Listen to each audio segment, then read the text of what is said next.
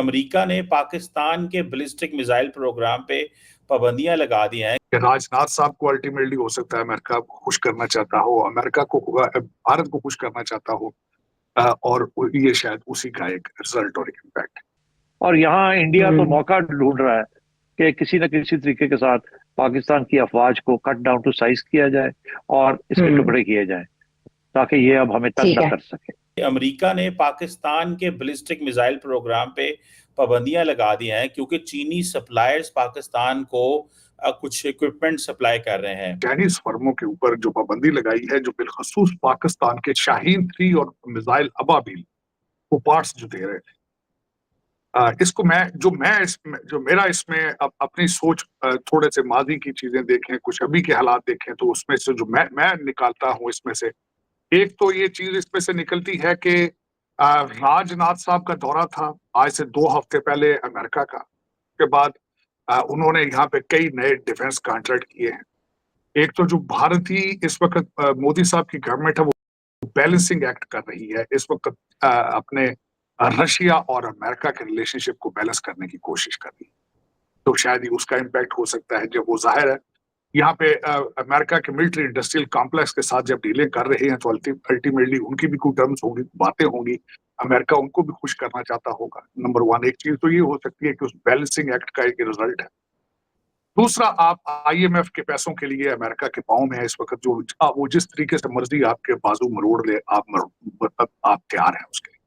हाँ, भारत को खुश करने के लिए मैंने जिस तरह आपको कहा है कि राजनाथ साहब को अल्टीमेटली हो सकता है अमेरिका को खुश करना चाहता हो, अमेरिका को भारत को खुश करना चाहता हो, और ये शायद उसी का एक रिजल्ट और एक इम्पैक्ट है। आप उनको कैसे देख रहे हैं, ये जो राहुल गांधी ने स्टेटमेंट दी है?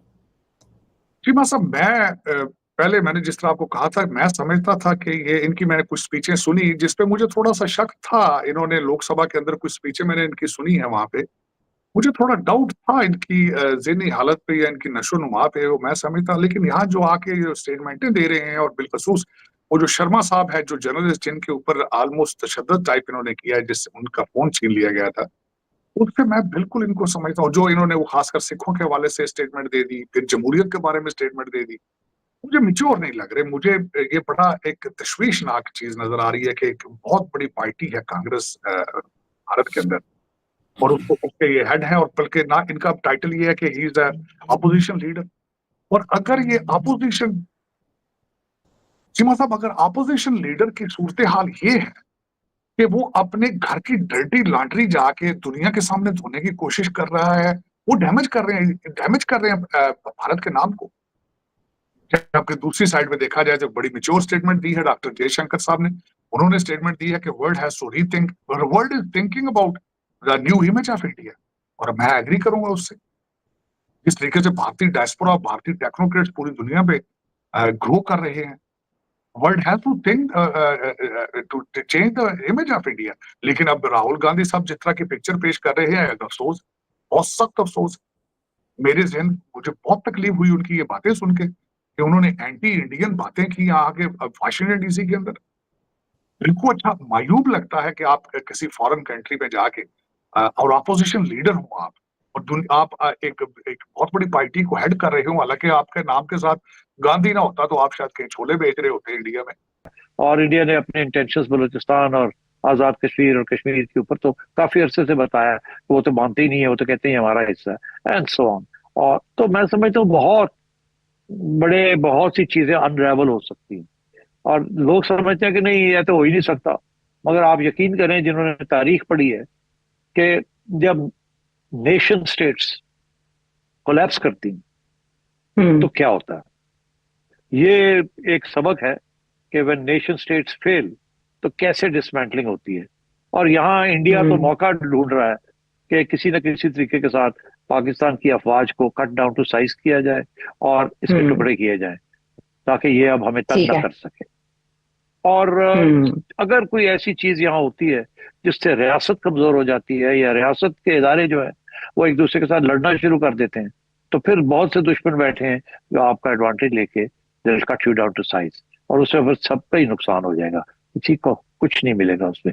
ना खान साहब रहेंगे, ना जुडिशरी रहेगी, ना आप रहेंगे, ना हम रहेंगे, ना एस्टेब्लिशमेंट रहेगी, ना पीपल्स पार्टी रहेगी।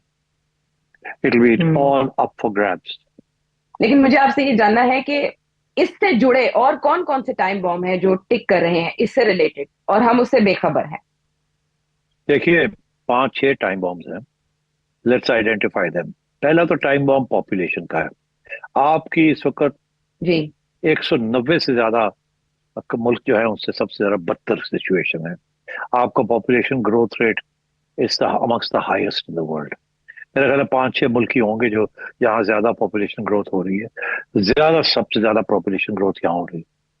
कोई कहते हैं कि अगले 25 साल में आपकी पॉपुलेशन अभी कोई 240 मिलियन या 24 करोड़ के करीब है, ये 50 जी करोड़ के करीब, ये 500 मिलियन पे पहुंच जाएगी। और हालत यहाँ ये है कि ना मेजोरिटी के पास तालीम है, या ना एम्प्लॉयमेंट है, ना हेल्थ है,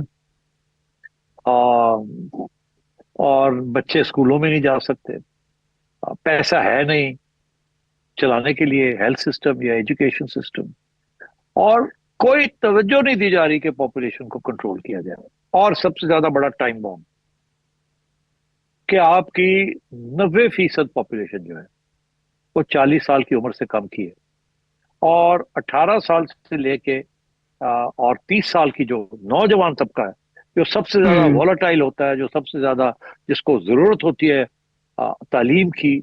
और अमेरिका ने हाल ही में पाकिस्तान के बैलिस्टिक मिसाइल प्रोग्राम पर सैंक्शंस लगा दिए हैं और ये एक बहुत ही बड़ा झटका है पाकिस्तान और पाकिस्तानी आर्मी के लिए। और उसका रीज़न ये है क्योंकि पाकिस्तानी आर्मी और पाकिस्तानी मीडिया खास करके ये बात करते थे कि हमारे पास ऐसी बैलिस्टिक मिसाइल हैं जो भारत को कुछ ही मिनट में तबाह कर सकती हैं और बहुत सारी पड़के मारते थे। लेकिन अमेरिका ने सैंक्शंस लगा दिए हैं पाकिस्तानी बैलिस्टिक मिसाइल प्रोग्राम पे, और ये इसलिए सैंक्शंस लगाए गए हैं क्योंकि पाकिस्तानी चाइनीज़ कंपनीज़ की और चाइनीज़ स्टेट की हेल्प ले रहे थे ये सारे काम करने में।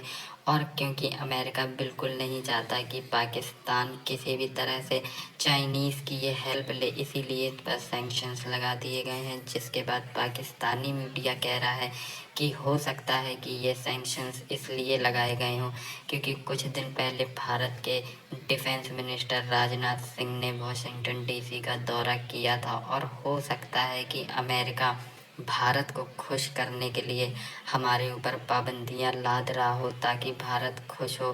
क्योंकि पिछले कुछ समय से अमेरिका और भारत के रिश्ते में कुछ फ्रिक्शन देखने को मिली थी और हो सकता है अमेरिका इसके लिए कंपेंसेट कर रहा हो भारत को।